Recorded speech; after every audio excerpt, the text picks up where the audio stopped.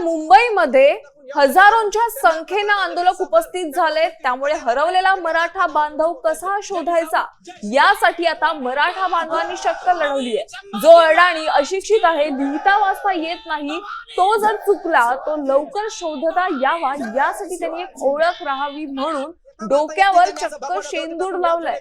त्यांना आपला मराठा लगेच सापडेल, त्यामुळे कोणती दिक्कत येणार नाही। याच हरवलेल्या मराठा बांधवांसोबत बातचीत केली आमचे प्रतिनिधी सागर आव्हाड यांनी।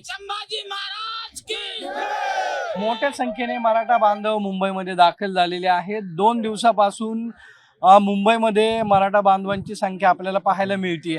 आपण जर पाहिलं तर एक बांधव या ठिकाणी आपल्याला पाहायला मिळतंय, त्यांनी पूर्ण डोक्यावरती भगवा जो आहे तो टाकलेला आपल्याला पाहायला मिळतोय। का टाकला आपण जाणून घेणार आहोत। तुम्ही भगवा लावून निषेध करता?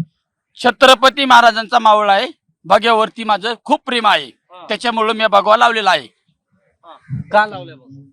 यांनी काल आम्ही छत्रपती शिवाजी टर्मिनलला लघवीला गेल्याच्या निमित्ताने हा आमचा मावळा त्या ठिकाणी गुम झाला, परंतु आम्हाला 3 तास त्या ठिकाणी मावळा सापडला नाही। मग आम्ही त्यांना धुंडल्याच्या नंतर तो आम्हाला सापडला। मग आम्ही आता सर्व बसलो आणि निश्चय केला की ज्यांना लिहिता वाचता येत नाही त्याच्या माणसाला आम्ही त्या ठिकाणी भगवा लावलेला आहे, जेणेकरून तो हरपला की लगेच लांबून ओळखू आला पाहिजे। मराठा 2 दिवसापासून मुंबईमध्ये शांततेत आरामात बसलेला आहे, जिथं भेटला तिथं बसतोय।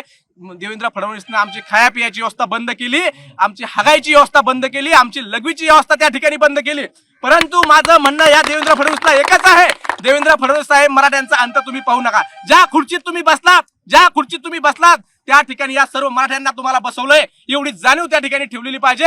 आणि जे कोले कुत्रे तुम्ही आमच्या मराठा योद्धा मनोज जरांगे पाटील यांच्या भुकासाठी सोडले होते, आता ते जाळ्या झोपड्यात जाऊन झोपलेत। त्यांना कळतंय की मराठा आता मुंबईत दाखल झालाय, आपण जर जास्त बोलावं तर आपल्या घरावर मराठा आल्याशिवाय त्या ठिकाणी राहणार नाही। कॅमेरामॅन खटकेसर, सागर, साम टीव्ही।